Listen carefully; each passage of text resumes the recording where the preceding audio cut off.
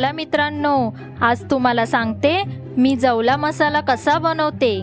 सगळ्यात आधी जवला घ्या आणि तव्यावर छान भाजून घ्या। जसं या उन्हात आपण भाजतो ना, अगदी तसंच।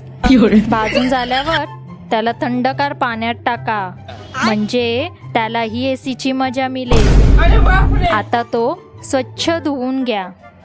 मग कांदे चिरायला घ्या, पण लक्षात ठेवा, कांदा चिरताना डोळ्यात पाणी आलं नाही तर समजा कांदाच नकली आहे।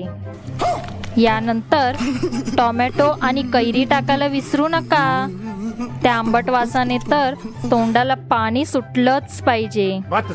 चला आता कढई घ्या आणि तेल गरम करा। तेलाला हलकसं नाचवा, फक्त एवढं बघा तेल तुमच्यावर उडून डान्स करू नये।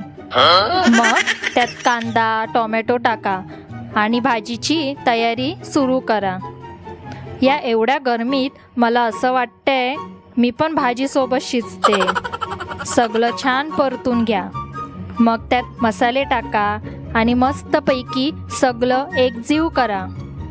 आता वर झाकण ठेवून त्यात थोडंसं पाणी टाका आणि शिजू द्या।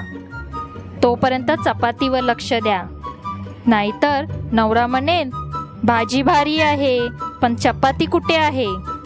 चला तर मग गरमागरम जवला मसाला तयार आहे। फक्त एक काळजी घ्या, भाजी बघून नवरा पळून जाऊ नये बस।